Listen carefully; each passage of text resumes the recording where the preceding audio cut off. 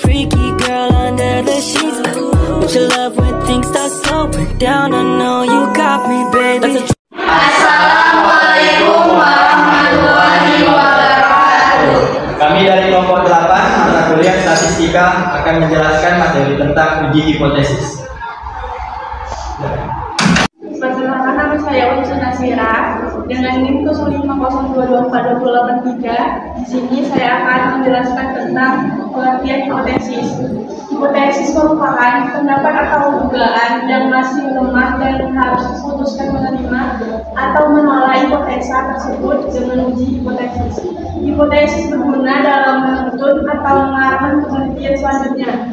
Dalam proposal penelitian, hipotesis penelitian memiliki keterkaitan yang kuat dengan permasalahan penelitian, kerangka teori, kerangka konsep, sampel, dan analisis data. Hipotesis adalah pernyataan yang diterima sementara dan masih perlu diuji. Selanjutnya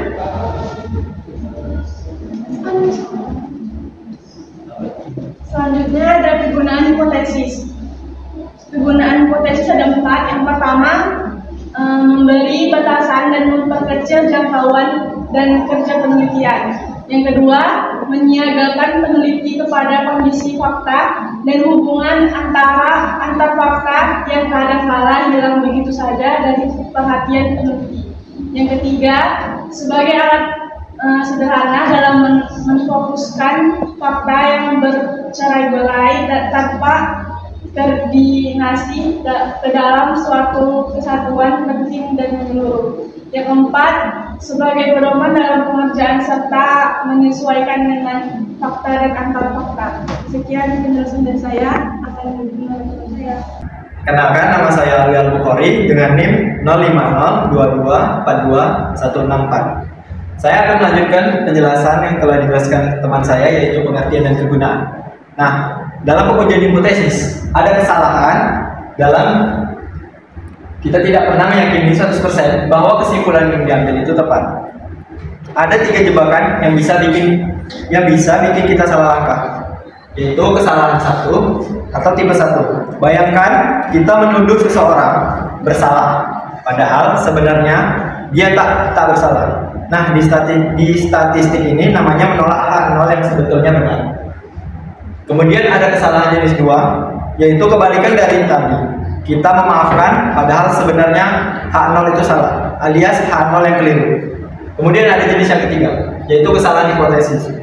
Contohnya, kita bisa saja salah menulis hipotesis, misalnya kebalik nulis H0 dan H1. Kalau ini terjadi, seluruh analisis kita jadi miring sejak awal. Kemudian ada langkah-langkah pengujian hipotesis. Yang pertama, yaitu merumuskan H0 dan H1 dengan jelas sesuai dengan persoalan yang dihadapi. Yang B, pilih penguji statistik yang tepat, yaitu sesuaikan dengan jenis data dan asumsi, atau t-test untuk data normal, chi-square untuk kategori, dan seterusnya.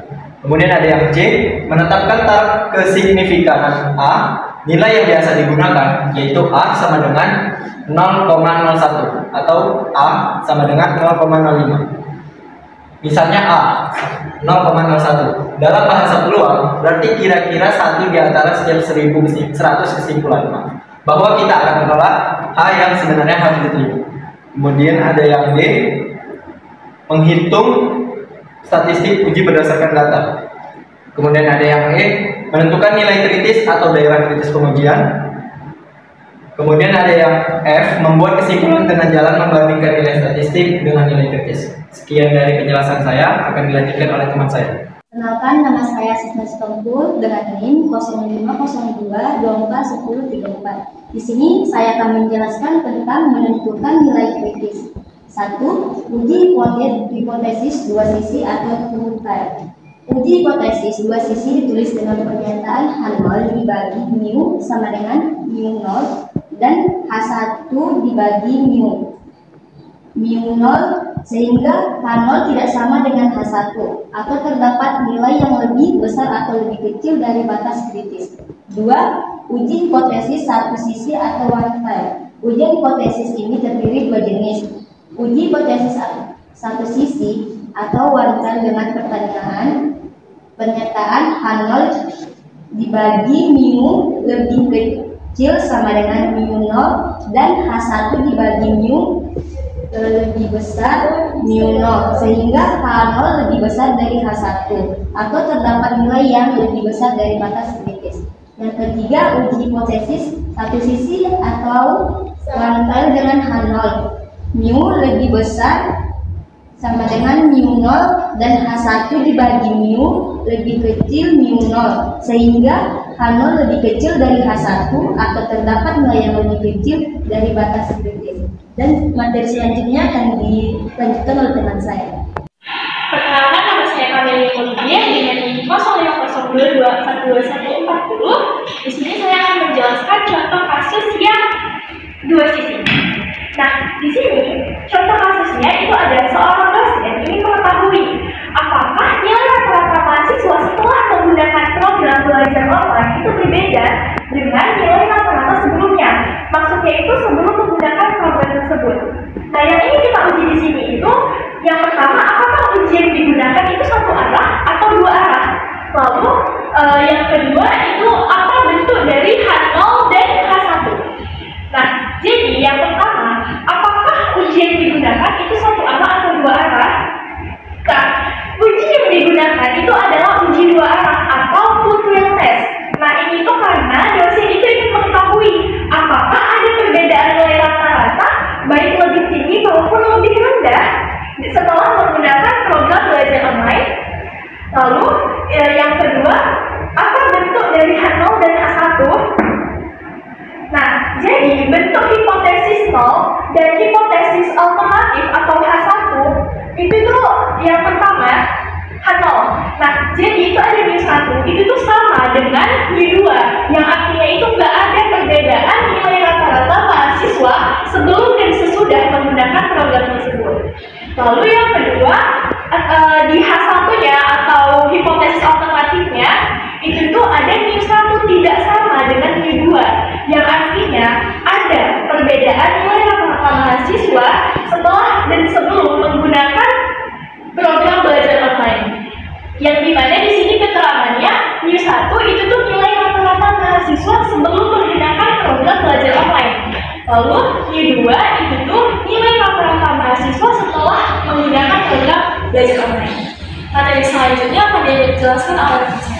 Perkenalkan, nama saya Marisa Rani Nasibuan dengan NIM 0502241010. Akan membahas tentang contoh kasus, yaitu kasus yang kedua ada uji hipotesis atau sisi atau one time dengan H0 bagi mu lebih besar sama dengan mu0 dan H1 dibagi mu lebih kecil mu0.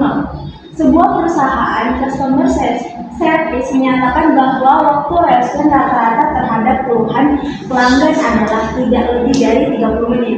Seorang pelanggan ingin menguji apakah waktu respon sebenarnya lebih dari 30 menit. Pertanyaannya adalah A. Apakah uji yang digunakan satu arah atau dua arah? B. Apa bentuk H0 dan H1? Jawabannya adalah A. Ujian digunakan adalah satu arah atau one time test karena pelanggan hanya tertarik untuk menguji apakah waktu respon sebenarnya lebih dari 30 menit, bukan berbeda dari 30 menit. Maka ujian terdapat adalah satu arah. Uji satu arah digunakan ketika hipotesis alternatif H1 menyatakan arah perbedaan yang spesifik, misalnya lebih besar dari atau lebih kecil dari. B. Bentuk H0 dan H1 adalah H0 hipotesis 0. Mu lebih kecil sama dengan 30 menit. Ini berarti rata-rata waktu respon terhadap keluhan pelanggan tidak lebih dari 30 menit. H1 hipotesis alternatif. Mu lebih besar sama dengan 30 menit. Ini berarti rata-rata waktu respon terhadap keluhan pelanggan lebih dari 30 menit. Keterangan mu melambangkan rata-rata waktu respon. Sekian penjelasan materi dari kami, semoga bermanfaat buat teman-teman semuanya. Wassalamualaikum warahmatullahi wabarakatuh.